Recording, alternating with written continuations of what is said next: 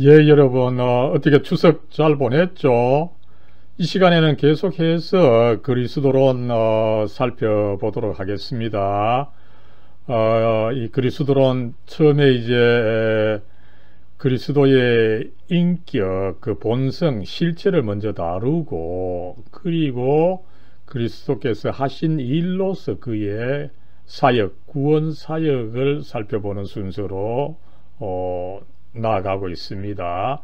그래서 구체적으로 보면은 우리가 먼저 이 그리스도께서 오신 그 과정을 살펴보면서 아무렇게나 혹은 또 우연히 오신 것이 아니라 그 하나님의 은혜의 언약, 그 계약에 따라 오셨다. 이것을 우리가 먼저 한번 살펴봤습니다. 그리고 그리스도의 이제 그 본성, 그리스도께서 이 신성과 인성을 과연 어떻게 가지고 계시느냐, 이것을 살펴보면서 먼저 이 그리스도의 이름들이 중요하기 때문에 그리스도의 이름들에 대해서 한번 살펴봤고, 그 다음 이제 지난 시간에 그리스도의 이 본성, 신성과 인성, 신성과 인성이 어떻게 있고 그 관계에는 과연 어떤지 그것을 한번 살펴봤습니다. 이렇게 해서 이제 그리스도의 그 본성, 신성과 인성을 먼저 살펴보고, 이제 그러면 그렇게 신성과 인성을 함께 가지고 계신 그리스도께서 과연 어떤 일을 하셨느냐, 이 그리스도께서 하신 일, 그 사역을 살펴보는 순서가 됐습니다. 그죠? 그랬을 때 전통적으로 이제 그리스도께서 그 하신 일을 다룰 때 먼저 여기 적지를 못했는데, 그리스도의 그 직무론 세 가지의 직무가 계시죠. 기름 부음을 받으심으로써 가지게 된 이 세 가지의 직무, 그리고 그리스도의 그 삶과 죽음, 부활, 승천, 이런 그 그리스도의 이 삶의 과정을 보통은 이제 신분인데, 사실상 그 스테이트, 상태입니다. 그죠? 삶의 그의 그 삶과 죽음, 이 과정을 상태에 따라서 두 가지로, 낮아지신 단계와 높아지신 단계, 이 두 가지로 나누어서 설명하는 그 전통이 있습니다. 이것을 한번 살펴보고, 이제 마지막으로 다음 시간에 그리스도의 그 속죄론, 그죠? 문제를 살펴보도록 하겠습니다. 예, 먼저 이 시간 이 그리스도께서 이제 하신 일로서 그리스도께서 이제 신성과 인성을 함께 가지시고 과연 어떤 일을 하셨느냐, 그것을 살펴보는 순서가 되겠습니다. 그랬을 때 전통적으로 보면은 이 그리스도의 직무와 신분, 그죠? 이 그리스도의 신분이라고 하는 말은 이 스테이스에 대한 이 번역인데, 그죠? 이걸 과거에 신분이라고 번역을 했는데, 신분이라고 하니까 뭐 예수님의 어떤 그 사회적 신분, 이거를 의미하는 거냐, 아니면 출신 성분을 의미하는 것이냐, 그죠? 조금 오해를 불러일으킬 수 있는 말이지만, 그의 그 삶의 과정의 그 상태라는 뜻입니다. 그죠? 사실은 상태라고 하는 번역이 더 정확하지만, 그러나 이 전통적으로 이 신분이라고 번역을 해와서 저도 같이 전통을 따르는 의미에서 신분을 사용했습니다만은, 예수님께서 이제 태어나시고 죽으시고 부활하시고 이런 삶의 과정의 그 상태를 전체적으로 이제 두 가지로 나누어서 다룰 수가 있다. 그죠? 낮아지신 상태와 높아지신 상태, 이런 상태를 이제 영어에서는 스테이시다. 그죠? 이렇게 이야기를 했는데, 우리말로 번역할 때 그걸 신분으로 번역했지만 사실상에 있어서 상태라고 하는 것을 말씀을 드립니다. 그런데 이 직무와 신분으로 나누어서 다루는 문제다 보니까 그죠? 이거에 대해서 조금 논란이 있어 왔음을 우리가 알 수가 있습니다. 그죠? 그래서 우리가 교과서로 다루고 있는 이 벌코프를 보면 어떻습니까? 그죠? 벌코프는 먼저 이제 그의 그 신분, 낮아지심과 높아지심, 그 우리 책에는 비하와 승기라고 하는 어려운 단어를 썼습니다만, 그죠? 그리고 나서 이제 그의 직분, 이 직무를 다루고 있는 것을 알 수가 있습니다. 그러나 이 그리스도를 다룰 때 그죠? 그리스도의 뭐 삶의 과정을 이야기하면서 그가 하신 일을 썩 설명하면 되는데 그죠? 그걸 또 이 직무 따로 신분 따로 이렇게 나누어서 하는 것은 조금 그 문제가 있다 이런 인식이 있어서 그죠? 아무쪼록 벌코프는 전통적인 방법에 따라서 먼저 그의 신분, 그죠? 그의 상태, 삶의 상태, 낮아지심과 높아지심을 먼저 다루고, 그리고 그의 이 직분, 직무, 그죠? 예언자, 제사장, 왕을 다루는 순서로 나아가고 있습니다. 근데 여기서 이제 그리스도의 신분을 나누고 또 신분과 직무를 따로 나누는 것은 조금 이제 인위적이다. 이런 어떤 그 논란이 있고, 그죠?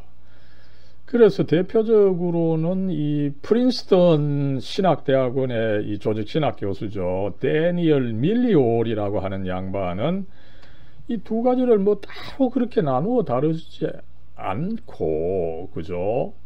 그의 어떤 이 구속 사역을, 그죠? 통째로 다루는, 총괄해서 다루는, 그죠?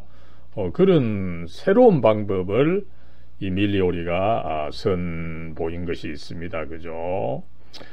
그리고 더 중요하게는 이 나름대로 벌코프를 상당히 받아들이고 있는 이 복음주의 신학자 밀라드 에릭슨이라고 하는 분은 이 직분론을 또 따로 다루지 않습니다. 그죠? 그리고 존 프레임입니까? 이 프레임도 그 나름대로 유명한 이 복음주의 신학인데, 그죠? 현대 복음주의 신학자입니다. 그죠? 이분은 또 신분은 또 따로 다루지 않고 오히려 직무를 강조하는, 그죠? 그래서 이 현대 신학자들에게 있어서 이 그리스도의 사역을 다루는 데 있어서 상당히 그 차이점을 보여주고 있는 가운데 웨인 그루뎀이라고 하는 또 좀 보수적이지만 매우 그 유명한 이 신학자죠. 이분은 신분론을 따로 다루질 않아요. 그죠? 그러면서 이 그리스도의 죽으심과 그 의미를 이제 강조하면서, 그죠? 그리스도의 속죄가 중요하다. 그리스도론을 다룰 때 있어서 그 의미, 그 중요한 것을 다루어야 된다. 이런 의미에서 그리스도의 속죄, 그리고 그의 이 부활과 승천을 그 강조하고 있는 것을 우리가 살펴볼 수가 있습니다. 그죠? 그러면서 이제 마지막에 그의 직무론을 다루지만 전체 강조점은 그리스도의 속죄, 부활, 승천에 있음을 우리가 알 수가 있습니다. 그랬을 때 우리는 먼저 앞에서 사실은 여러분들 아마 그리스도의 신성, 그죠? 앞에 강의에서 우리가 사실은 이 그리스도론을 다룰 때 그리스도의 신성을 다루는 것이 나름대로 그 다루기도 어렵고 또 이해하는 것도 어렵다, 이런 그 흐름이 있어요. 왜 그렇습니까? 예수 그리스도께서는 참 인간이셨어요. 우리와 같은 인간인데 그 인간 으로서의 그 특성을 잘 이야기하는 것이 중요한데 왜 그에게 신성이 있다고 그런 식으로 꼬치꼬치 그 이야기하느냐, 그죠?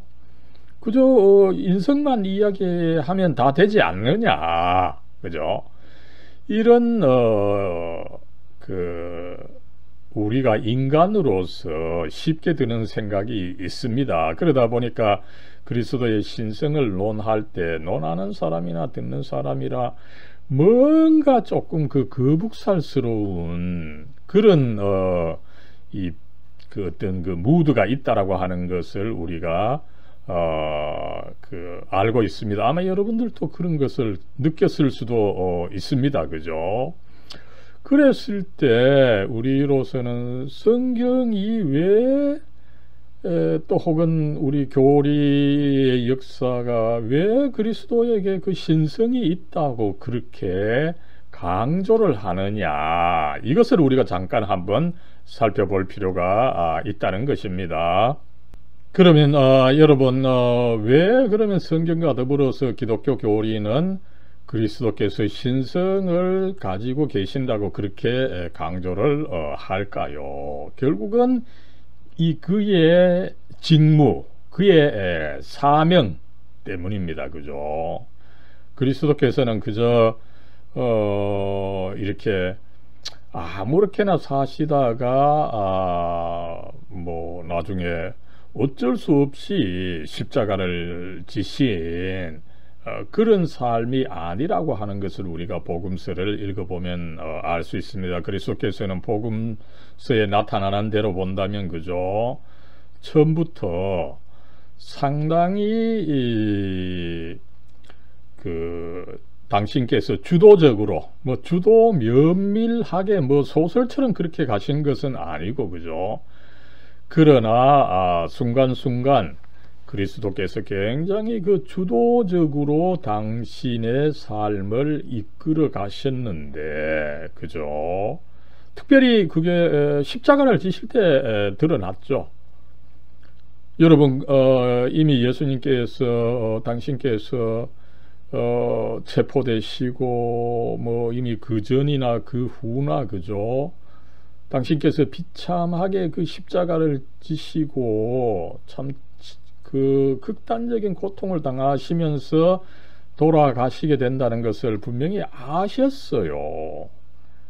그러나 예수님께서는 당신의 길을 뚜벅뚜벅 가신 것이죠. 많은 사람 그런 상황에 처했다 그러면은 그죠? 그의 목적이 분명치 않다면 어떻게 됩니까? 도망치거나 그죠? 아니면 또 그죠? 자살하거나 그죠? 아니면 또 어떻게 됩니까? 자기와 그 남들을 저주하는 거죠. 그죠? 그러나 예수님께서는 그러시지 않으시고 묵묵히 자기 길을 가신 것을 볼 때 우리는 그가 그의 사명, 그의 직무를 충실히 깨닫고 견지하고 그것을 이루고자 하는 그 하나님의 뜻을 충실히 이루고자 하는 그 길로 나아갔다, 이렇게 우리가 이해를 할 수가 있다는 것입니다. 그죠? 여러분 이것을 잘 설명해 주고 있는 것이 웨스트민스터 신앙고백입니다. 그죠? 이 웨스트민스터 신앙고백은 1647년 그죠? 이 청교도가 이제 역사상 처음으로 승리하면서 이 청교도들의 신앙을 잘 밝혀준 이 교리의 역사에 있어서 몇 안 되는 그 중요한 그 문서죠. 그죠? 여기서 그리스도께서 과연 왜 그렇게 신성을 가지시게 되었는지를 잘 설명하고 있어서 하나 그 소개를 하려고 합니다. 웨스트민스터 그리스도론을 다루는 제8장 제3절입니다. 그죠? 그래서 예수님께서는 이렇게 이제 그 처음부터 그죠?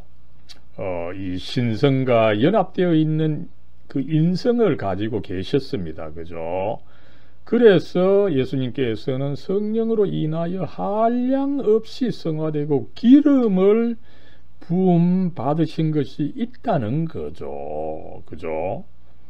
단순히 여러분 인간만이 아니었습니다. 단순히 인간만이었다면은 예수님께서 그런 삶을 살아내실 수가 없었다는 것을 우리가 이해할 수가 있는 것입니다. 그러나 그렇게 신성이 있다고 해서 그가 뭐 대단하게 그 스스로 뭐 영광을 취한다 할지 그런 게 아니죠. 오히려 그 인류를 이롭게 하고 그죠? 고치고 구원하면서 그 하나님의 뜻을 실행하고 하나님께 영광을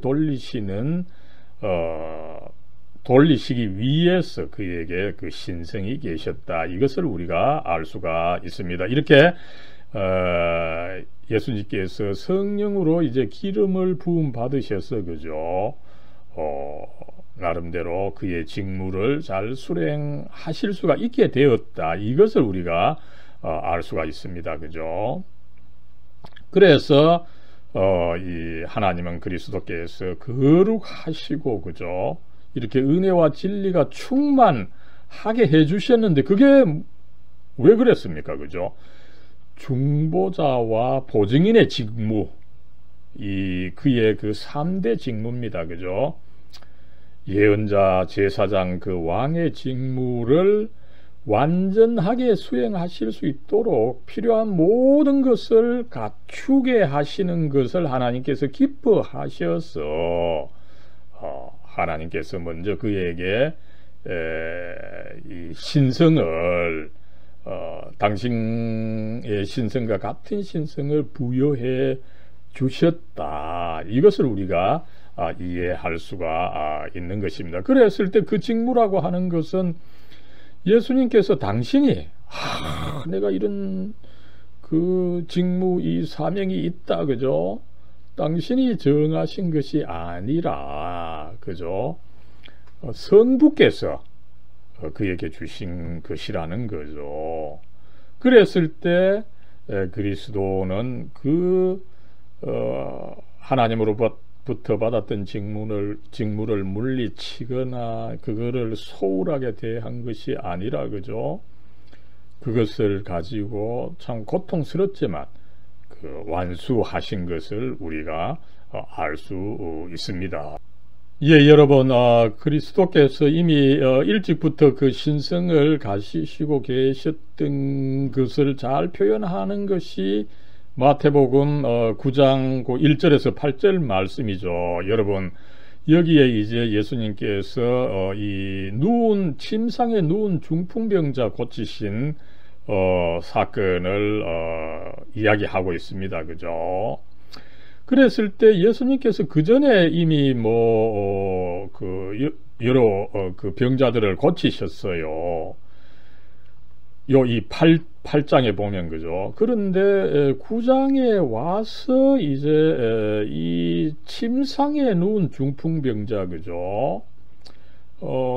이 중풍병자 자신의 믿음이 아니라 그죠. 이 데리고 온 사람들의 믿음을 보신 거예요. 주위 사람들의 그 믿음을 보시고 중풍병자에게 그 이르신 거죠. 그랬을 때 여러분 어떻습니까?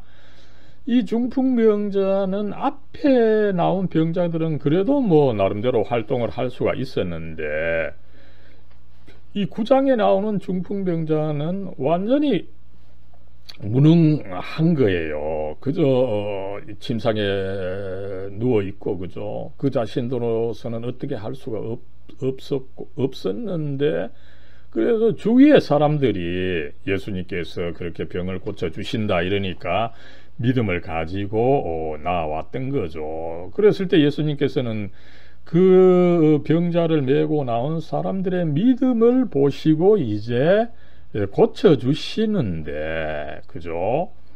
그 중풍병자를 향해서 네 병이 나을지어다 이렇게 이야기를 안 하고 어떻게 이야기를 했습니까? 안심하라, 내 죄 사함을 받았느니라. 그죠? 내 죄 사함을 받았느니라. 여기서 이렇게 이제 죄 사함을 받았다, 네 죄가 이제 용서되었다, 이거를 이제 말씀하셨을 때 어떻습니까? 조금 알고 있던 이미 서기관들은 그죠, 이 죄를 사해 줄 수 있는 것은 오직 하나님께서 할 수 있는데, 인간 예수, 나사렛 예수, 네가 그렇게 이야기를 하느냐, 이것이야말로 신성모독이다. 그죠? 이렇게 이 유대인 서기관이 예수님을 비판했을 때, 그죠, 예수님께서 어떻게 말씀하셨습니까? 그죠? 그 악한 생각이다. 결국 어떻습니까? 인자가 이 세상에서 죄를 사하는 권능이 있다. 그죠? 여러분, 이 예수님의 죄를 사하는 권능, 그죠? 예수님께서 막 그렇게 위대한 일을 하시니까 나중에 혹은 부활 후에 갑자기 주어지신 것이 아닙니다. 이미 처음부터 그렇게 신성과 더불어서 죄를 사해 주시는 능력이 있음을 여기서 나름대로 보여주고 있음을 우리가 확인할 수가 있는 것입니다. 그러나 여러분 어떻습니까? 예수님께서 그것을 가지고 뭐 당신의 능력을 드러내 보인달지, 아니면 돈을, 아니면 다른 어떤 것을 이렇게 추구하기 위해서 그렇게 이 병을 고치었다, 이거는 아니죠. 결과적으로 어떤 일이 일어났습니까? 그죠? 무리가 보고 두려워하면서 이런 권능을 사람에게 주신 하나님께 영광을 돌리니라. 그죠? 여러분, 요 8절의 말씀이 그 앞에서 예수님께서 병을 고쳐주셨어요. 거기서는 그러나 이 말씀이 없었습니다. 그죠? 그것은 무엇을 의미합니까? 그죠? 예수님께서 아무것도 할 수 없는 이 중풍병자, 그죠? 그의 이제 죄를 사해 주심으로 해서 병을 고쳐 주셨는데, 이것이야말로 참으로 하나님의 능력이 아니고는 할 수가 없는 거죠. 그죠? 그것을 예수님께서 신성이 계심으로 해서 하나님의 능력으로 그 중풍병자를 구해 주셨습니다. 그러다 보니까 이제 결과적으로 이것이 참으로 하나님께서 하신 일이다. 그래서 사람들이 하나님께 영광을 돌리는 일이 일어났던 것입니다. 이 사건은 어떻습니까? 그죠? 예수님께서 신성을 가지시고 참으로 그 은혜로서 하시는 그 하나님의 일, 죄를 사해 주셔서 인간을 참으로 고치시는 일, 그래서 결국은 하나님께 영광을 돌리는 이 일이, 그죠? 결국은 예수님께서 완전히 인간이기만 하셨다면 이 일을 할 수가 없었던 거죠. 그러나 예수님께서 신성도 함께 가지고 계심으로 해서 이 일을 하셨고, 이 일의 결과 아무쪼록 하나님의 영광이 드러났다. 그죠? 이것을 우리가 여기서 파악할 수가 있는 것입니다.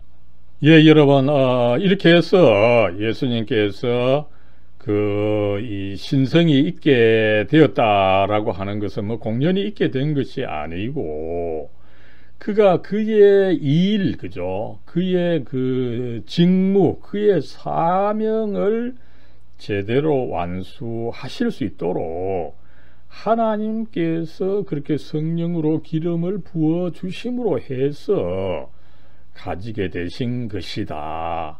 이것을 한번 살펴봤습니다. 그죠?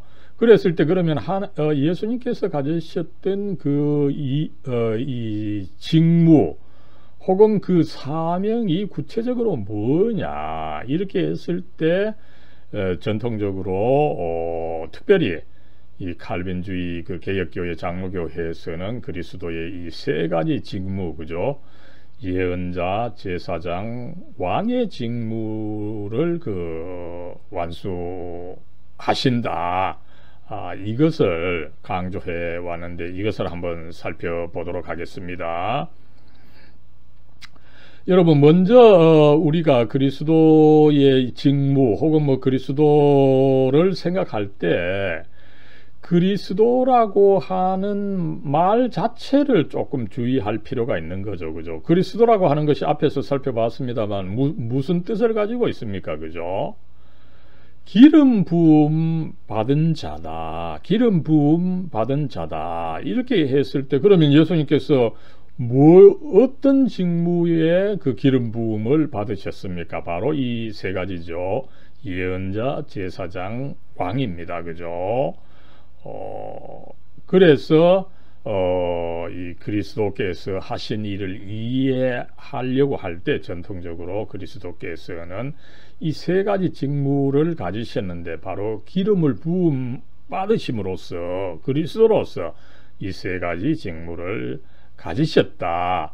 이것을 가르쳐 왔던 것입니다. 그랬을 때 여러분 뭐 이 세 가지 직무에 대해서 여러 가지로 설명할 수 있겠지만 전통적으로 널리 그 받아들여져 온 이 웨스트민스터 소요리 문답, 그죠? 앞에서 웨스트민스터 신앙 고백을 이야기를 했습니다만, 그죠? 같은 모임에서 만들어진 거죠. 여러분 이 웨스트민스터 이 신앙 고백 소요리 문답, 대요리 문답이 있는데, 그죠? 이 청교도들이 그때 승리하면서 자기네들의 신앙을 밝히기 위해서 먼저 웨스트민스터 신앙 고백을 만들고 이것을 이제 젊은이들과 초신자들에게 가르치기 위해서 먼저 소요리 문답을 만들고, 그죠? 그리고 이 소요리 문답을 또 잘 가르치기 위해서 교사와 목회자를 위해서 대요리 문답을 만들었습니다. 그러다 보니까 이 소요리 문답 뭐 아이들이 배우는 것이 아닙니다. 그 사실은 신자들은 누구나 교육을 받아야 되는 그런 좋은 이 교리교육 자료가 바로 이 웨스트민스터 소요리 문답 혹은 우리나라에서는 소요리 문답이다 이렇게 알려져 온 이 문서입니다. 그죠? 여기에 24문, 25분, 26문이 이 그리스도의 3대 직무를 잘 가르쳐주고 있어서 제가 잠깐 소개하고자 합니다. 먼저 여러분 그 순서가 일단은 중요하죠. 그죠? 예언자, 제사장, 왕입니다. 이 순서를 기억을 해야 돼요. 그죠? 왜 이런 순서가 나옵니까? 그죠? 이 청교도들이나 성경은 사실은 뭡니까? 모든 것을 하나님 중심으로 생각을 하는 거죠. 먼저 하나님으로부터 인간에게, 그죠? 하나님의 그 구원의 뜻을 우리에게 알려주시는 거죠. 먼저 위에서 아래로, 그죠? 우리의 구원을 위한 하나님의 뜻을 그의 말씀과 성령을 통해서 우리에게 가르쳐 주시는 이 예언자의 직무가 있습니다. 그죠? 그 다음에는 이제 제사장의 직무죠. 그 다음에는 그러니까 우리 인간 편에서 하나님으로 나아가는 것입니다. 그죠? 그래서 그리스도께서 하나님의 정의를 만족시키시고 우리의 죄로 인해서 하나님의 정의가 상에 있었는데 그 상에 있는 정의를 예수님께서 이제 만족시키시고 복구를 하신 거죠. 그래서 우리를 이제 하나님과 화해시켜 주신 것입니다. 그죠? 그랬을 때 공연히 뭐 그게 쉽게 되는 것은 아니죠. 인류의 죄가 너무 중대하기 때문에 그저 뭐 네 죄 사했다 이런 식으로는 우리의 죄가 제대로 사해질 수가 없고 그 죄값을 누군가 치러야 되는 거죠. 그런데 우리 자신으로서는 그죠? 내 죄 사하기도 참 불가능한데 어떻게 남의 인류의 죄를 제가 사해 줄 수 있겠습니까? 그죠? 그러다 보니까 우리 인류보다 훨씬 큰 어떤 존재, 바로 하나님의 아들이셨던 것입니다. 그래서 예수님, 하나님의 아들이신 예수님 당신께서 당신의 목숨을 드림으로써 죄값을, 우리 인류의 죄값을 대신 치러 주신 것을 알 수가 있습니다. 그래서 예수님께서 그 희생 제물로 바치셨는데 어떻습니까? 그 고귀한 생명 단번에 유일례적으로 바치신 것이죠. 그죠? 그래서 이 제사장의 직무, 예수님께서는 당신 자신이 또 제물이 되어 주심으로 해서 제사장의 그 직무를 완성하시는 거죠. 그래서 우리가 이제 하나님과 하회가 되고, 그죠? 하나님의 관계를 이제 잘 가질 수 있다 보니까 이 관계를 지속적으로 또 중재하시는 이 제사장의 직무를 그리스도께서 이루셨다. 이것을 우리가 살펴볼 수가 있습니다. 예, 그리고 이제 마지막으로 그리스도의 그 왕의 직무입니다. 그죠? 여러분, 이미 그리스도께서 그 하나님 편에서 인간에게로 또 예수님께서 하나님 편에서 인간에게로 또 인간 편에서 하나님에게로 이 관계하는, 교통하는 이 길을 이루셨습니다. 그죠? 그랬을 때 이제 이게 지속되도록 해야 되는데, 이것을 이제 그리스도께서 왕으로 그 직무를 계속 하신다라고 하는 거, 그죠? 그랬을 때 어떻습니까? 그죠? 이 하나님의 백성들, 우리를 그 자신에게 복종시키시고, 그죠? 우리를 다스리고 지켜주시며, 왕이라고 하는 존재, 그죠? 이 통치자의 직책은 먼저 뭡니까? 그죠? 목자처럼, 양을 다스리는 목자처럼 먼저 약한 그 무리를 대변해서 악한 세력으로부터 지켜주시는 겁니다. 그죠? 그래서 그리스도께서 우리를 지켜주시는 분으로서 우리의 모든 적들을 이 정복하시는 그런 이 왕의 역할을 지속하고 계신다. 이것을 성경은 가르치고 있는 것입니다. 이렇게 해서 예수님께서는 그의 삶과 죽음과 부활, 승천, 이 전 과정을 통해서 이 예언자의 직무, 제사장의 직무, 왕의 직무를 완수하신다. 여러분, 이렇게 이야기를 할 때, 그죠? 사실상 이미 그리스도의 그 모든 것을 우리가 사실은 다 이 설명을 한 것으로 그렇게 봐도 과언이 아닙니다. 그죠? 그러나 우리가 이런 식으로 이제 조금 이론적으로만 이야기하는 것으로 끝을 맺어서는 안 되죠. 그죠? 그리스도의 그 중요한 그 삶의 과정들이 여기에 드러나지 못했기 때문에 그것을 또 다시금 조금 중복적인 부분이 있습니다. 그리스도의 그 삶의 전 과정을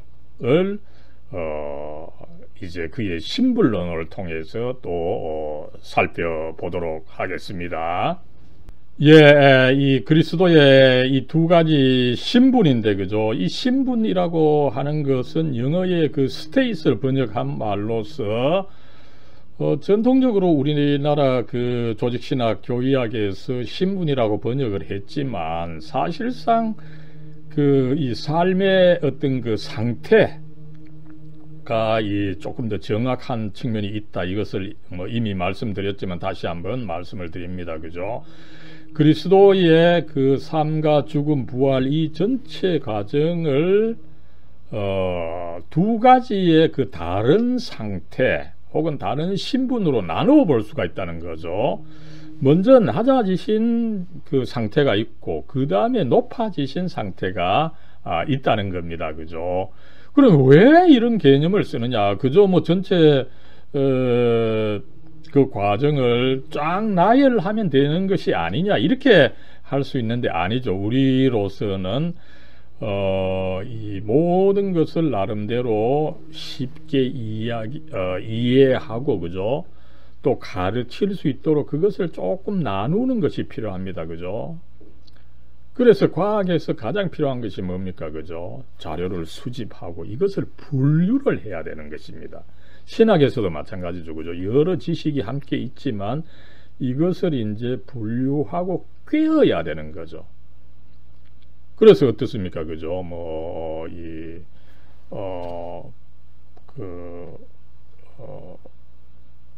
보석이 뭐 아무리 많아도 그죠? 그것을 꿰어야 보배다. 구슬이 서말이라도 꿰어야 보배다. 이런 말이 있지 않습니까? 그랬을 때 이제 그리스도의 전체 과정을 꿰어 볼 때 먼저 두 가지로 나누어 볼 수가 있다는 것을 이야기를 하고 있는 것입니다. 먼저 뭡니까? 그죠?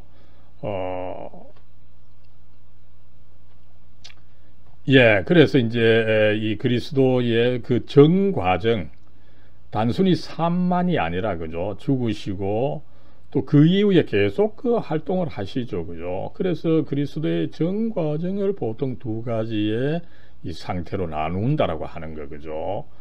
먼저 어떻습니까? 그죠? 그의 성육신으로부터, 그 고난의 삶과 죽으심, 그죠? 이것을,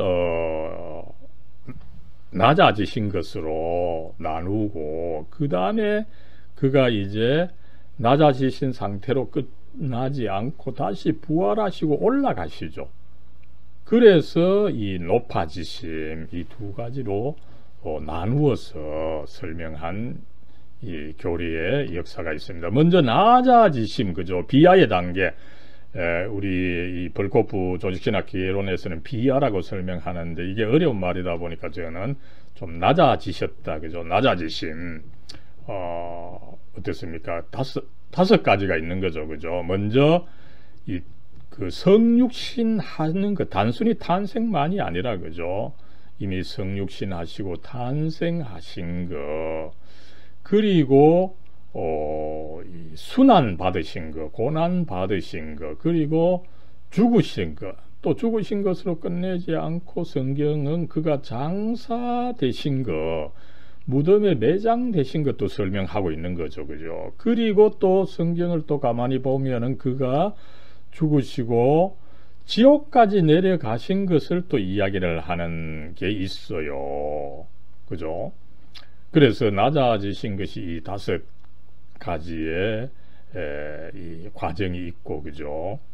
그 다음에 이제 이 지옥에 가셨다가 그것으로 끝나지 않고 그리스도께서는 다시 높아지신 것이죠, 그죠? 이 승기, 그죠?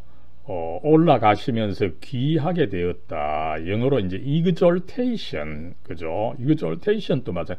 그저 올라가신 것만이 아닙니다. 올라가셔서 찬양을 받은 것, 이것을 이제 exaltation이라 그러죠. 그랬을 때 어떻습니까? 먼저 부활이 있고 그 다음에 승천하셨고 하나님 우편에 좌정해 계시고, 그죠? 그것으로 끝나는 것이 아니죠. 육체를 가지시고 재림하신다, 다시 오신다. 이 네 가지의 과정을 이제 높아지심으로 설명을 하고 있는 것입니다. 여러분, 이 시간에는 낮아지심을 또 간단히 살펴보고 다음 시간에 높아지심을 살펴보도록 하겠습니다.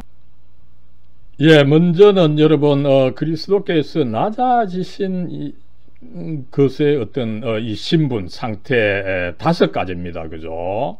먼저는 단순히 탄생만이 아니라 성육신 하신 것 자체가 이 낮아지신 것이다. 그죠?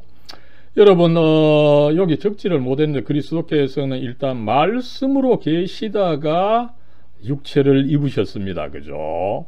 어떤 그 말씀으로서 신적인 존재로 계시다가 유한한 육체를 입으신 것 자체가 그 낮아지신 것이다. 비하되신 것이다. 이것을 이 성경이 먼저 설명을 하고 있고요. 그 다음에 이제 구체적으로 어떻습니까? 예수님께서 인간이 되셨는데 단순히 뭐 일반적인 그 생산 방식으로 인간이 되신 것은 아니고, 그죠? 성령의 작용을 통해서 동정녀 마리아의 몸에 잉태되어서 탄생을 하셨다는 거죠. 그래서 그리스도께서는 마리아에게서 탄생하셨다 보니까, 그죠? 마리아를 통해서 인간성을 갖게 되었다. 그러나 이 교리사가 계속 강조하는 것처럼 그가 죄는 없으셨다. 그죠? 이것을 우리가 알 수가 있습니다.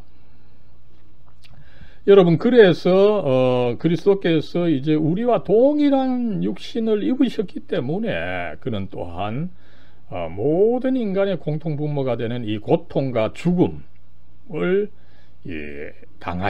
당하신 거죠. 그래서 그는 참 인간이셨다. 그죠? 이 인간이라고 하는 측면에 있어서도 이거를 믿지 못하던, 그죠?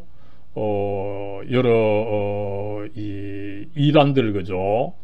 그리스도께서 그렇게 그 하나님의 아들로서 신성을 가졌기 때문에 이 악한 육체, 그때는 이원론의 영향으로, 그죠? 몸이 악하다고 생각했었죠. 그리스도께서 이 몸을 입을 수가 없다. 그래서 그는 뭐 고스트이다. 그죠? 이런 주장을 한 이 이단도 있었습니다만, 그죠? 그리스도께서는 특별히 우리도 당하는 이 고통과 죽음을 당하셨기 때문에 그는 참 인간이다. 이거를 성경은 강조하고 있는 것입니다. 그랬을 때 여러분, 그리스도께서 태어나실 때, 그죠? 왜 여성이었던 마리아냐? 그죠? 마리아를 통해서 태어났느냐? 그죠? 그랬을 때 그리스도께서는 이 남성을 배제한 거죠. 그죠? 그 당시 여러분, 남성이야말로 사실은 역사의 주인공이었습니다. 그죠? 역사에서 이 여성보다 더 힘을 쓰는 존재로 그 당시에는 알려져 있었는데, 그 남성을 오히려 배제함으로써 뭡니까? 하나님께서 이 그리스도 사건을 정말 그 하나님의 은혜로 그 시작하셔서 이끌어 가신다. 그것을 또한 보여 주셨다. 이것을 우리가 알 수가 있습니다. 여러분, 그랬을 때 우리가 꼭 기억해야 되는 이 빌립보서 2장 6절 7절 말씀이죠. 그죠? 이 그리스도께서는 근본 그 하나님의 본체였지만 그 본체를 가지지 않으셨다는 거죠. 그죠? 그래서 오히려 자기를 비워서 종의 형체를 가지셨다. 그리스도께서 이미 자기를 그렇게 낮추셨다. 이것을 사도 바울이 빌립보서 2장에서 잘 가르치고 있는 것을 우리가 알 수가 있습니다. 이렇게 해서 이 그리스도의 탄생 자체가 사실은 그리스도께서 자신을 낮추신 것이다. 이것을 우리가 이해를 할 수가 있는 것입니다. 여러분, 이 그리스도께서 신성을 가지셔서 사실은 최고의 입법자입니다. 그죠? 그리스도 당신께서는 사실은 뭐 율법의 이 요구를 충족시킬 필요가 없으셨던 거죠. 저주를 받을 이유가 없었던 것입니다. 그러나 오히려 거기에 이 자기를 종속시키셨다. 자기를 오히려 낮추셨다. 이것을 우리가 살펴볼 수가 있습니다. 그 다음에 두 번째로 고난 받으심입니다. 여러분, 우리가 먼저 생각해야 될 때 그리스도의 삶 자체가 고난의 삶이었다, 그죠? 이것을 먼저 기억을 해야 됩니다, 그죠? 그의 삶을 참 읽어보면은 굉장히 그 힘든 삶이셨죠, 그죠? 조금이라도 쉬시려고 하면은 사람들이 뭐 병 고쳐 주십시오, 뭐 도와주십시오, 빵 주십시오, 이렇게 하셨던가 하면, 그죠? 또 다른 한편으로 어떻습니까, 그죠? 자기가 그런 식으로 빵을 먹여주고 이러니까 사람들이 그를 왕으로 삼으려고 또 했고, 그죠? 그래서 그리스도는 이제 이런 것을 피하기 위해서 어땠습니까? 홀로 오히려 피하셔서, 사람들을 피하셔서 기도하러 가셨던 그런 경우도 있고, 그죠? 삶 자체가 굉장히 힘든 삶, 그러면서도 뭐 예수님께서 그 말씀을 하셨죠, 그죠? 여우도 굴이 있고 공중에 새도 거처가 있지만 인자는 머리 둘 곳이 없다, 그죠? 이것은 물론 뭐 집이 없다 이런 말도 있지만, 그죠? 그만큼 이 사람들에게 시달림을 당하고 계셨다, 그죠? 쉴 수가 없다, 이것을 나름대로 표명한 것이라고 보겠습니다, 그죠? 그만큼 이 삶 자체가 고난의 삶이고, 특별히 그의 삶 마지막 부분이야말로 정말 이 고난의 절정이다, 그죠? 극단적인 고통을 마지막에 이제 십자가 지시기 전, 그 다음에 지시면서 받으셨던 것을 우리가 알 수가 있습니다, 그죠? 만물의 주인이셨습니다, 하나님의 아들로서, 그죠? 그러나 오히려 만민의 종이 되셔가지고, 그죠? 만인의 이 죄짐을 당신께서 지신 것을 지시고, 그죠? 만인의 저주를 대신 그 받으셨던 것을 우리가 알 수가 있습니다. 그랬을 때 이제 그의 고난을 이해하려고 할 때, 그죠? 먼저 그의 고난은 단순히 육체적인 것만은 아니었다는 거죠, 그죠? 앞에서도 마찬가지죠. 여기서 머리 둘 곳이 없다라고 했을 때 단순히 뭐 살 집이 없다 이 말만이 아닙니다, 그죠? 나름대로 그 삶에 있어서 사람들이 너무 그 예수님께 도움을 받고 활용하려고 했기 때문에, 그죠? 굉장히 그 피곤하고 힘든 삶을 사신 것이 있습니다, 그죠? 그러나 이제 그것보다 더 힘든 고통이 뭐였습니까, 그죠? 마지막에 이제 십자가 지시게 될 때 사람들이 그것을 이해하지 못했습니다, 그죠? 예수님께서 마치 뭐 하나님의 아들로서 휘황찬란하게 앉게 되고 사람들이 그렇게 절을 하고 이런 인상을 가지고 생각을 가지고 있어. 예수님께서 그러시지 않으셨죠. 오히려 반대로 가장 초라하고, 그죠? 비참한 십자가를 지시게 되다 보니까 사람들이 오히려 경멸을 하고 그를 버리게 되는 이런 일이 일어나서 예수님께서는 그것이 큰 고통이었죠, 그죠? 사람들로부터, 특별히 그의 제자들로부터 이 버림을 받은 거, 왕따를 받으신 거, 그죠? 이것이야말로 참 큰 고통이었습니다, 그죠? 그러나 그보다 더 큰 고통은 뭡니까? 하나님으로부터 버림을 받으신 것이죠. 그래서 예수님 당신께서 말씀하시지 않으셨습니까, 그죠? 십자가에 이제 돌아가시기 전에 엘리 엘리 라마 사박다니, 그죠? 하나님, 나의 하나님 왜 나를 버리십니까, 그죠? 이 하나님으로부터 버림을 받으신 것이야말로 가장 그 큰 고통이셨다, 그죠? 그러나 그것은 인류가 받을 고통을 대신 받은 것이다. 우리는 이제 그렇게 해석을 하고 있는 것입니다. 여러분, 그랬을 때 우리가 계속해서 그 그리스도의 고통의 깊이와 크기를 좀 생각해 봐야 되는데, 그죠? 어떻게 보면은, 사람들이 이야기를 할 때에 그리스도께서 신성을 가지셨기 때문에 고통을 그렇게 느끼지 않으신 것이 아니냐. 그저 고통을 그저 이렇게 가만히 초월해 계셨던 것이 아니냐. 그죠? 여러분, 그것이 아닙니다. 그죠? 그리스도께서는 나름대로 이 하나님의 아들로서 도덕적으로 완전하십니다. 그죠? 의와 성결에 대해서도 이미 완전하시고 그 열정이 크셨던 거죠. 그래서 어떻게 본다면 그리스도께는 오히려 고통의 원인도 사실은 많았습니다. 그죠? 그리고 고통과 슬픔, 이 분노를 우리 보통 사람보다 오히려 더 크게 느끼셨다. 이것을 단적으로 보여주는 것이 뭡니까? 그죠? 예수님께서 성전을 이제 정화하신 일에서 드러난 거죠. 그죠? 예수님께서 성전에서 장사하는 사람을 보고 어떻게 했습니까? 그죠? 그 상을 얻고, 그죠?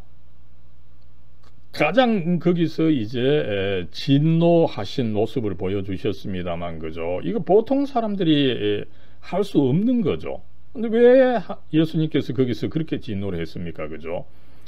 이 성전이야말로 이 하나님과 인간 사이의 그 관계를 만들어 줘야 되는 가장 이 신성한 일을 해야 되는 것인데, 여기에 오히려 장사가 끼어들어 가지고 그 하나님과 인간의 관계를 만들어 주는 그 일을 제대로 하지 못하고 있기 때문에, 이 가장 중요한 일, 그죠?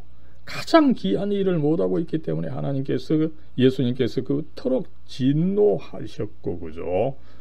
결국에는 그것을 이제 당신께서 이루어 주시는데, 그죠? 이것이 너무 귀중한 일, 힘든 일이다 보니까 결국은 당신 자신의 목숨을 바침으로써 그 일을 이루셨던 것을 알 수가 있는 것입니다.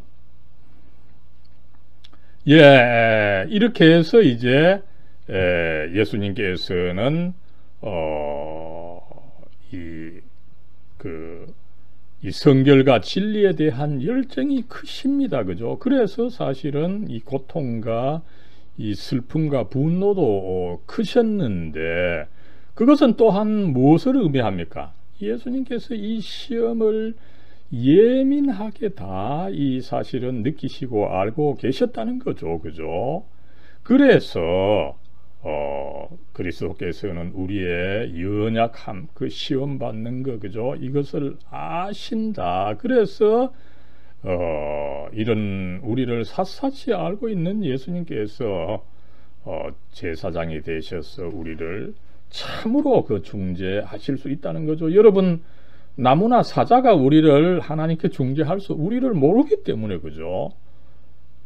또 바보나 아무 사람이 우리를 중재할 수 없죠. 우리의 모든 것을 아시고 그것을 참으로 해결해 주실 수 있는 그리스도만이 우리를 중재해 주실 수가 있다는 거죠.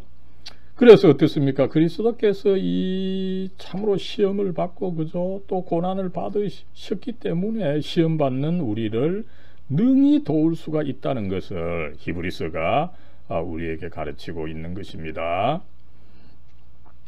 여러분, 그렇다면은 그죠? 사람들이 질문을 하죠. 예수님께서 죄가 없으셨다면은, 그죠? 천진한 아이처럼 이 시험을 받는 것이 불가능한 것이 아니냐, 그죠? 이런 질문을 할 수 있는데 어떻습니까? 그죠? 아닙니다. 오히려 성경은 그 반대로 그가 죄가 없으시기 때문에 오히려 죄와 유혹을 더 예민하게 잘 알고 계신다. 이것을 그리고 이제 그것이 나름대로 더 큰 시험을 당하게 되어 있는 거죠. 예수님께서 단순히 우리가 받는 시험만 받았던 것이 아닙니다. 하나님의 아들로서 더 큰 시험을 받았던 것을 알 수가 있는 거죠. 그래서 어떻게 봤습니까? 그죠? 먼저는 어땠습니까? 인간의 극단적인 상황에서 봤습니다. 그죠? 예수님께서 40일간 금식하셨는데, 그죠? 우리는 여러분 3일, 7일 금식하기가 어렵죠. 그죠? 우리가 시험을 받는다면 아마 한 7일간 금식하고 나서 이 시험이 이루어질 것입니다. 그죠? 그러나 예수님은 그 단계가 높으셨기 때문에 아무쪼록 40일간 금식하셨고, 또 그리고 악마가 예수님을 유혹할 때 어떻게 해야 네가 하나님의 아들이거든, 이 돌을 변하여서 떡이 되게 하라. 그죠? 이런 식으로 해서 예수님께서 사실상 죄가 없으신 하나님의 아들이시기 때문에 오히려 보통 인간들보다는 비교할 수 없는 강한 이 시험을 받으셨고, 그래서 사실상 죄가 없으신 대가를 나름대로 그렇게 지불하신 것을 우리가 알 수가 있습니다. 그죠? 공연히 그가 죄가 없으셨던 것은 아니라고 하는 것을 우리가 알 수가 있고, 이것이 이제 더 분명하게는 그의 십자가 죽음에서 드러나는 거죠. 그가 죄가 있었다면은 당신의 죄값을 치르기 위해서 죽으셨고, 그러나 예수님께서는 이런 과정을 통해서 드러나는 것처럼 죄가 없으셨는데 그렇게 죽으셨기 때문에 오히려 인류의 죄값을 치룬 그 죽으심이 된다. 이것을 우리가 알 수가 있습니다. 이제 예수님께서 죽으신 이 십자가 죽음입니다. 그죠? 우리가 익숙이 들어서 알고 있는 내용이지만 다시 한번 살펴보겠습니다. 그리스도께서는 여러분 사실상 우리가 십자가 죽음으로 알고 있지만 여러 가지 그 죽음의 다른 방식으로도 죽음을 당하실 수도 있었다는 것을 우리가 알 수가 있는 거죠. 그죠? 자살 하시는 것도 있고, 그죠? 요사이 우리 한국에서 이 고위 공무원들, 그죠? 자살하는 것이 얼마나 많습니까? 그죠? 예수님께서는 그런 방법도 아니고, 그죠? 그 다음에 암살된 것도 아니고, 그죠? 분명하게 참 흥미롭게도 빌라도의 재판을 받으셔서 이제 사형 선고를 받으신 것을 이야기를 하고 있습니다. 그죠? 여러분, 빌라도인데, 그죠? 빌라도가 누굽니까? 그죠? 당시 로마 제국입니다. 여러분, 로마 제국은 정말 그 인류 역사에 있어서 아직까지도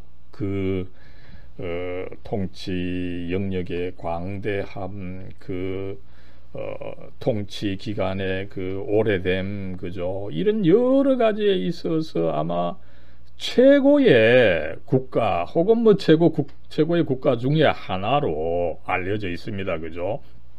그리고 나아가서 로마를 대표하는 것이 뭡니까? 그죠? 법입니다. 로마 법입니다. 그죠? 모든 것이 로마로 통한다. 로마의 법이 있기 때문입니다. 그죠? 그래서 사실상 우리가 고대 문명을 연구할 때 로마가 그래도 이 법을 통해서 여러분 가장 정의로운 나라였습니다. 그죠? 그 당시 이 중국이나 우리나라나 세계 다른 문명권에서는 어떻습니까? 그죠? 죄를 지으면, 그죠? 통치자나 왕이나 귀족이, 그죠? 저 사람 죽여라 이러면은, 그죠? 그 명령에 따라서 이 사형이 실시가 되는 겁니다. 그죠?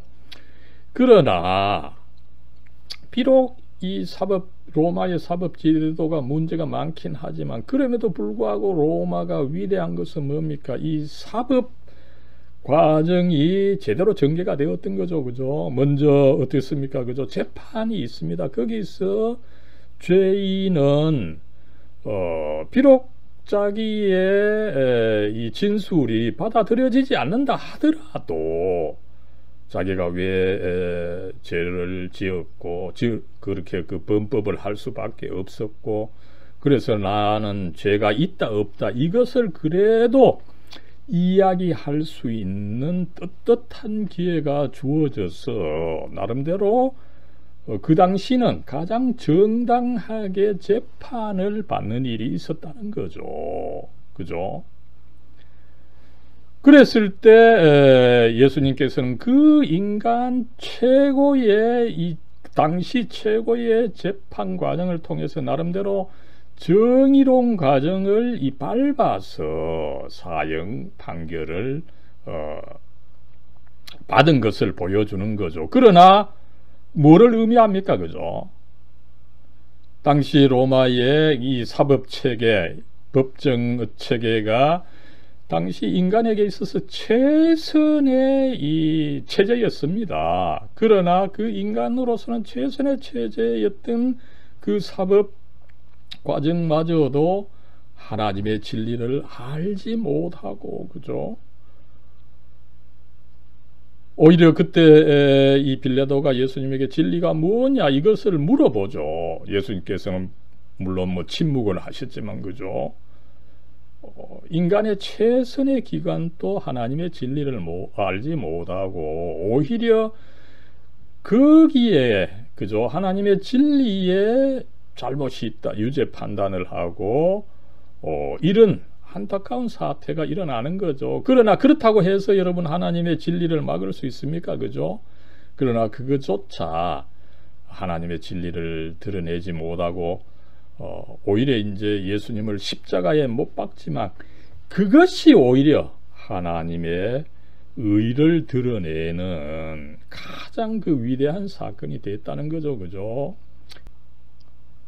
예, 그래서 여러분 이 십자가 사건이야말로 인간 역사에 있어서 가장 큰 그 이 전하 위복이다. 그죠?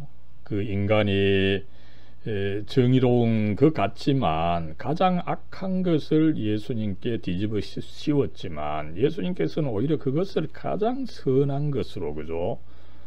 인류를 구원한 것으로 이 십자가를 변화시킨, 승화시킨 그런 인류 역사에 있어서 가장 위대하고 가장 아름다운 이 사건으로 만들어내셨던 것을 우리가 알 수가 있습니다. 그죠? 예수님께서 이 다른 방식으로 죽으시지 않으시고 그죠? 십자가형을 받아서 죽으셨다. 그죠? 이것을 우리는 그 의미를 반드시 알아야 되는 거죠. 그죠? 십자가 죽음이 뭡니까? 그죠? 여러분, 저주의 죽음입니다. 그죠? 그 예루살렘 성 안에서조차 그 죽음이 있을 수가 없고 그 자체가 저주의 죽음이다 보니까 예루살렘 성 안에서는 이루어질 수가 없는 거죠. 그래서 이 해골이 있는 이 골고다 해골곳으로 가셨고 그죠? 그 장소 자체가 저주의 장소입니다. 그죠? 거기서 나무에 달려 죽게 되는 그죠? 이 저주의 죽음을 받으신 것입니다. 그죠? 거기서 죽게 하고 또 죽은 이후에 또 뭐 내려놓을 수도 있지만 나무에 달아 놓는다 무슨 뜻입니까? 그죠? 여러분 인간이 나름대로 인간을 그 사형을 집행할 수가 있습니다. 그죠? 근데 그것을 나무에 다는 이유가 뭡니까? 그죠? 여러분 인간은 그 영혼의 존재입니다. 그 영혼을 하늘에 달아 나무로 달아둠으로 해서 그 나름대로 그 영혼을 주셨던 그 하나님으로부터도 버림을 받아라. 그죠? 그 의미로 사실은 나무에 달아두었던 것입니다. 그죠? 그래서 사도 바울이 이제 나무에 기록된 바 그러죠. 그죠? 어디에 기록된 것입니까? 신명기 21장에 기록이 되어 있는 거죠. 그죠? 기록된 바 나무에 달린다마자 저주 아래 있다. 그 저주의 죽음을 예수님께서 십자가형을 받음으로 해서 나무에 달리심으로 해서 죽으셨는데, 그죠? 그 저주는 사실상 누가 받아야 됩니까? 그죠? 내가 받아야 되는 그 저주의 죽음을 예수님께서 십자가에 달리셔서, 나무에 달리셔서 그렇게 죽으셨다. 그 십자가의 죽음이 참 그 의미가 있다. 이것을 우리는 염두에 둬야 된다는 것을 알 수가 있습니다. 그리고 나아가서 이제 또 다른 질문이 뭡니까? 그죠? 그 예수님 사형 판결하신 그 본디오 빌라도, 그죠? 악행을 저질렀는데 왜 악행을 저지른 자가 그 고귀한 사도신경에 거명이 되느냐? 그죠? 예수님 죽음을 이야기할 때 꼭 거명되는 자가 이 당시 로마의 총독이었던 이 본디오 빌라도입니다. 그죠? 왜 거명이 되었습니까? 그죠? 이것은 예수 그리스도의 그 삶과 죽음, 그죠? 그것이 분명히 모든 인간에게 해당되는 역사의 그 한 시점, 한 장소, 인간은 육체가 있고 육체가 있는 존재들은 모두 그 시간과 공간을 차지해야 됩니다. 그죠? 그렇지 않다면 그건 참 인간이 아닌 거죠. 그리고 인간에게는 그 역사의 현장, 그 때와 장소가 있어야 됩니다. 그죠? 그것을 증언하는 거. 예수님께서 이렇게 참으로 인간에게 죽으셨지만 그러나 또 부활하셨다. 그것을 증거하는 것이 역설적으로 바로 예수님의 그 십자가형을 언도하셨던 본디오 빌라도였던 것입니다. 그래서 그가 이 성경에서나 사도신경에 거명되고 있다는 것을 우리가 알 수가 없는 거죠. 만약에 이 본디오 빌라도가 거명되지 않으면 어떻습니까? 예수님의 그 모든 삶이 언제 어디서 일어났는지를 우리가 알 수가 없게 되어 있는 거죠. 그건 역사적 사실이 아니고 의미가 없는 것이 되어버리는 것입니다. 그 다음에 여러분, 이 예수님께서 이제 죽으신 것으로 끝나는 것이 아니라, 그죠? 장사되셨다는 것이 성경과 또 사도신경에 기록이 되어 있는 거죠. 그죠? 왜 장사되신 것이 기록이 되어 있느냐? 그죠? 그가 이제 참으로 죽으셨다. 그죠? 또 어떻습니까? 그죠? 이 신명기에도 나오죠. 나무에 그렇게 달려 죽은 자, 곧 이제 장사를 해야 된다. 그죠? 그래서 사실상 예수님께서도 십자가에 금요일 날 그렇게 오후에 돌아가시고 이제 안식일이 시작되기 전에, 그죠?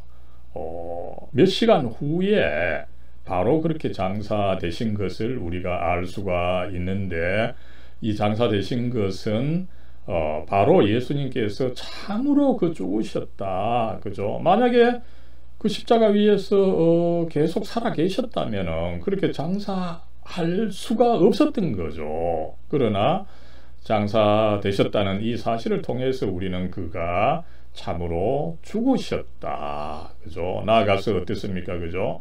이 인간은 죽어서 흙으로 되돌아가야 된다는 이 죄의 대가. 그죠?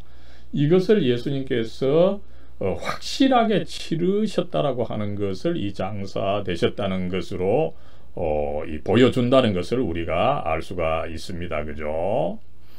그 다음에 이제 마지막으로 사실은 그리스도께서 낮아지신 것 가운데서 가장 낮아지신 상태로서 그리스도께서 지옥에 내려가셨다, 이 표현이 있습니다. 그죠? 지옥에 내려가셨다, 지옥 강하다. 그죠?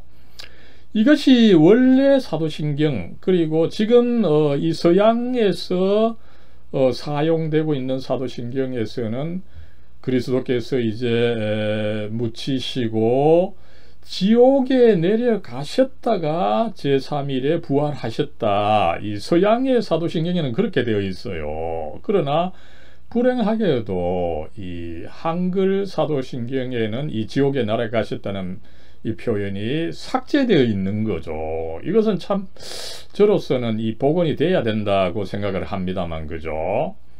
아무쪼록 그리스도께서 이제 죽으신 것으로 끝나는 것이 아니라 죽음 이후에 지옥에 내려가셨다, 이렇게 성경과 더불어서 사도신경이 표현을 하고 있는데, 그게 도대체 무엇이냐, 그죠?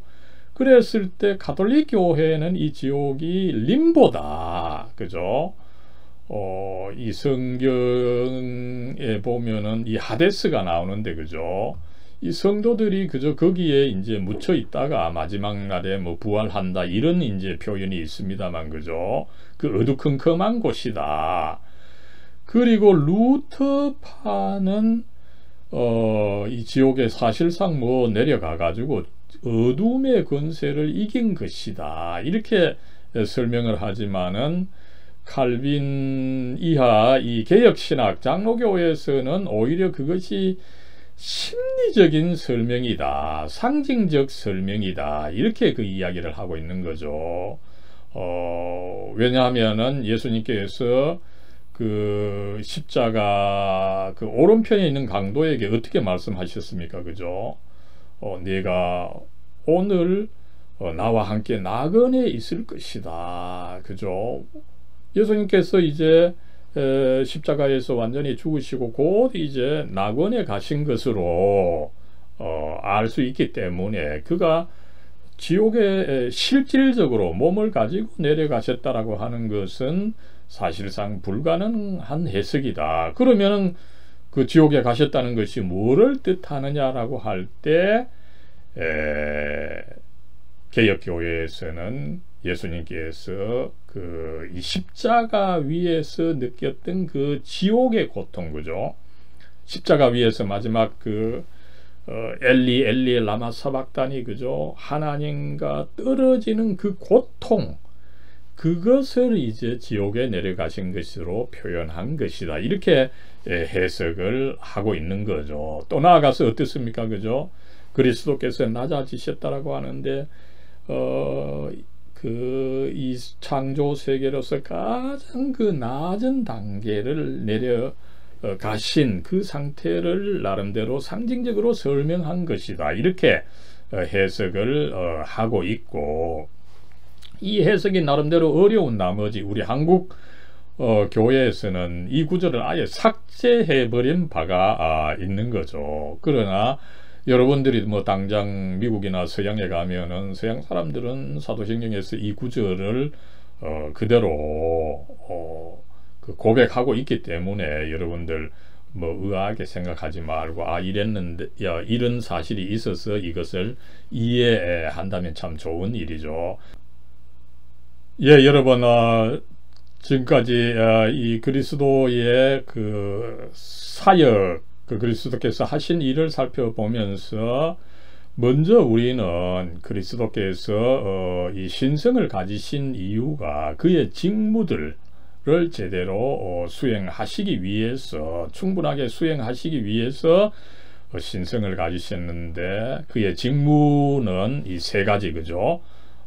먼저 예언자, 그리고 제사장, 그리고 왕의 직무를 가지셨다.